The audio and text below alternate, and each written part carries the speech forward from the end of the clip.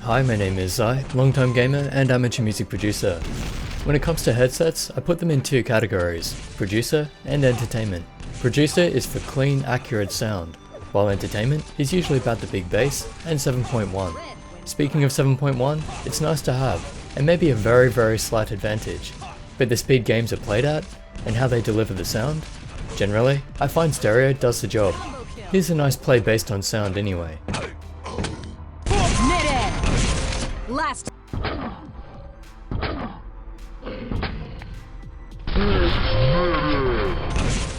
So yes, it's nice to have, but it's not needed. Personally, I want a headset with two extra features, big bass that I can feel, and filters on the microphone that allow for very little background noise without reducing the volume. With that in mind, let's look at the SteelSeries Siberia 800. It's in the higher price range, so we expect high quality. They're currently on special at Amazon.com for $248. For that, there's a lot in the box. The headset, transmitter, optical audio cable, Xbox One chat cable, mobile cable, 360 chat cable, USB cable, analog cable, power adapter, 2 batteries, and a lot of converters. On the back of the transmitter, we see analog in, chat out, DC, USB, optical in, and optical out. On the side is where you put your battery to recharge, and on the front you have a control dial and a select button, along with an OLED display. There's nothing on the other side, just a logo on top and the usual information on the base. I'm going to power this by USB, but you could plug it directly into a power point too. This means I'm going to be using 2 USB ports, one for power and the other for the device to be used. Now for a quick tour of the headset. The headband has a rubberized logo band, plastic on the sides, and they're adjustable. The side of the ear cups is glossy and picks up a lot of fingerprints, and they don't wipe off too easily. There's a leather-like coating on the memory foam ear cups and on the headband. On the side, there are the share and chat ports. No Bluetooth on these. For that, you'll need the Siberia 840 set. On this, you can use the share port with the mobile cable. Underneath, there is the mute mic and power button. Press this to turn it on, and it will tell you the battery level. This one is low, but because they give you 2 batteries, you can switch it easily. Just open the side, and then swap it with the one that was charging. On the other side, there's a USB. Maybe I didn't search far enough, but I couldn't find what that was for. The mic is extendable. The ear cups tilt and swivel, so they'll fit to your ear direction, and you can also rest them on your shoulders comfortably. And on top, there's a main volume control.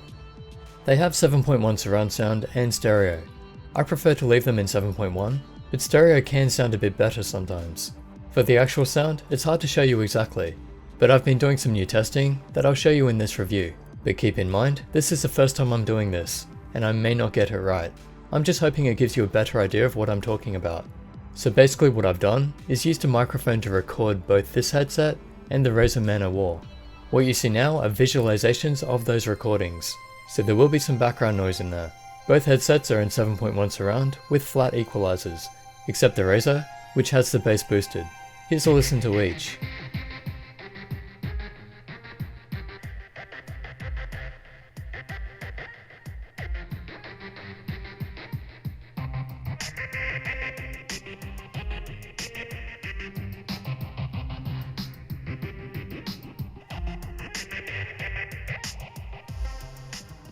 The Siberia 800 has a fairly flat sound. The bass isn't quite to the point you can feel it, however it does have a good kick. The mids aren't offensive, everything sounds fairly well controlled.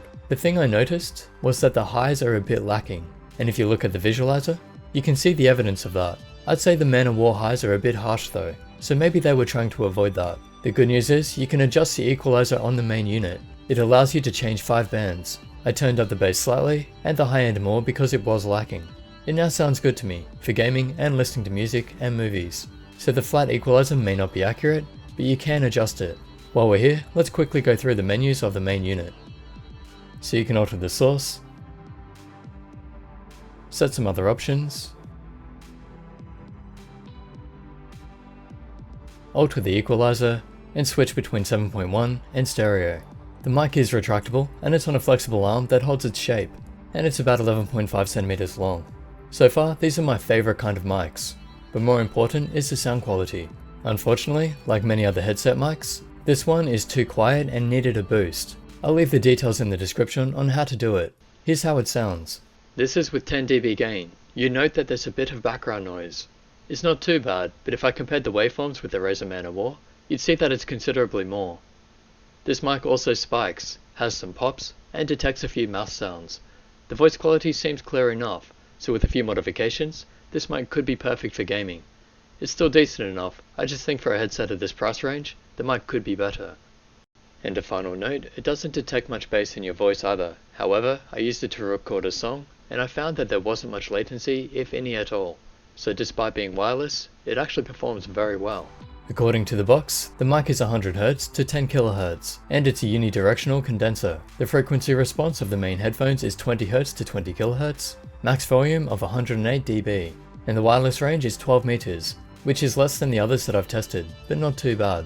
Now to test bleeding, which shows us how much sound escapes while we're wearing them. The volume is a bit higher than I'd listen to, so very loud. First, here it is with them in front of the mic.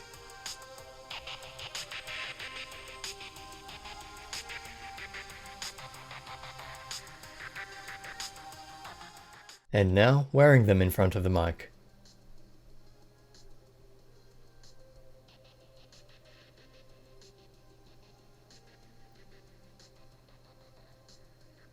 If we look at where the visualizer is for each, the yellow bars aren't even getting to the line, whereas when they're in front of the mic, they're going over. That's a good performance. Now let's do the same test and check how much the mic picks up while wearing them. I'm turning the volume down to normal listening levels for this, to give an idea of what other people might hear. A reminder, games don't have as much sound playing as when you have a song on. And generally, you turn them down when needing to hear people talk anyway. And this is with music in the background, and I'm just listening at a comfortable volume.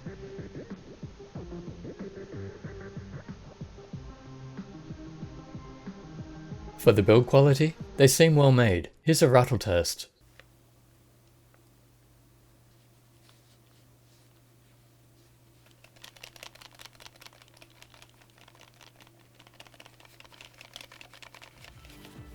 Almost no sound, but a few minor creaks around the ear cup joins.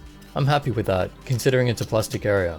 And they're fairly light, at about 327 grams. The clamping force is light for me, but then my head isn't too big. I've worn these all day and felt fine. Amazingly, they stay on, even if I tilt my head upside down, which might be because of the shape of the ear cups, which are about 9 centimeters across, about 5.5 centimeters inside, and about 2 centimeters deep.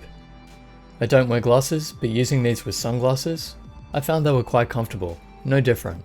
So far, I've found that all large padded ear cups are fine with wearing glasses, and my ears didn't overheat, although it's not too warm here at the moment. We'll see during summer. So to conclude, I really like this headset. It's comfortable, well made, has lots of features, sounds good, and has a retractable mic. I'd like to see them improve the sound quality in the ways that I pointed out, increase the range on them, and hopefully add some filters to the mic. But for now, this is my new favorite headset to use. Is it worth the price? At $246 on Amazon at the moment? Yes. But if they added those extra features, I'd be happy to pay more. I hope that helps you in your decision. If you'd like to support the channel, I'll leave some links in the description, along with some extra information. And a big thank you to M-Wave and SteelSeries for sourcing a set for me to review. Subscribe for more headset reviews and gaming videos, like this one, and I'll catch you in the next.